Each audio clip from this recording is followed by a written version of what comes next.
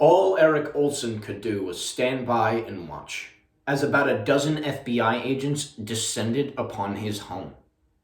They were looking for his 18-year-old son Justin, after he made a series of online threats toward the federal government and Planned Parenthood, and was possibly planning a mass shooting at a local school, targeting Black and Latino citizens.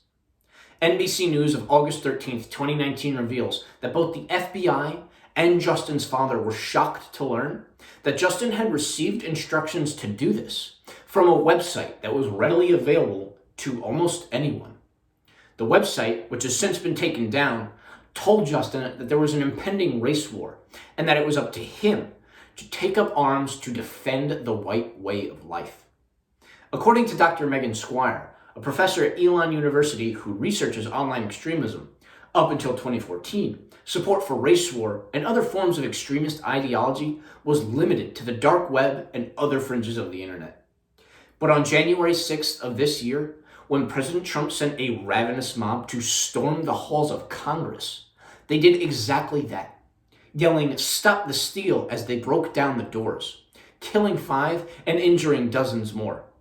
According to Business Insider of January 13th, 2021, a vast majority of Americans hold President Trump personally responsible for this act of domestic terrorism.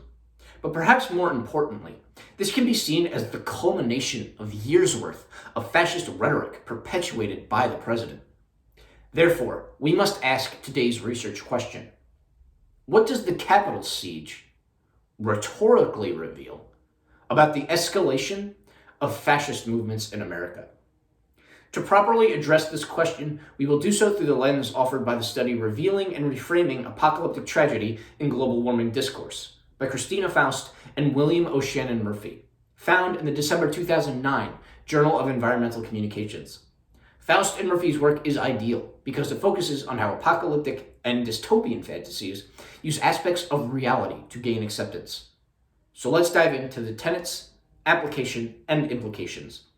Because while Justin Olson did not storm the Capitol, many others like him did.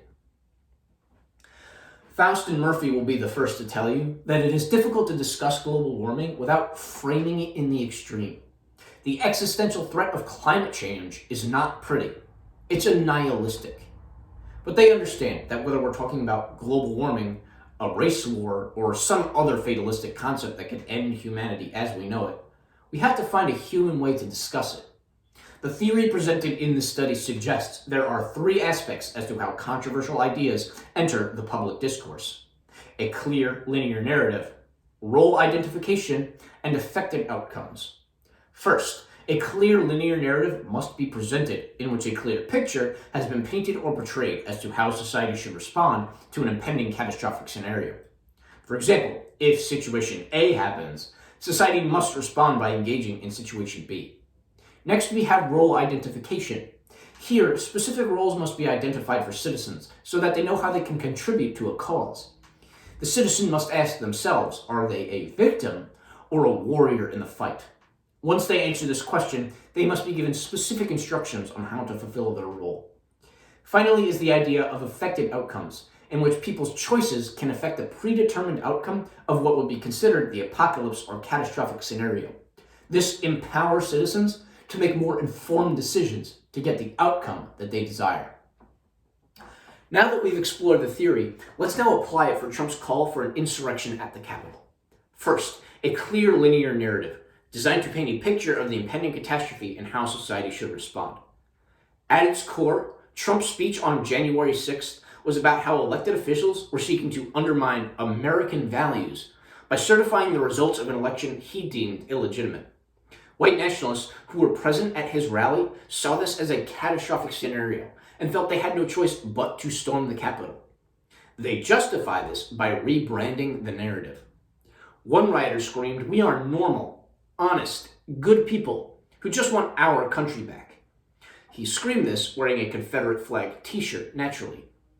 White supremacist ideology is a key aspect of American fascism, and Trumpism in particular, as it helps maintain the social, political, and economic dominance of white people in America, as well as helps preserve the systems of power that give people like Trump authority in the first place.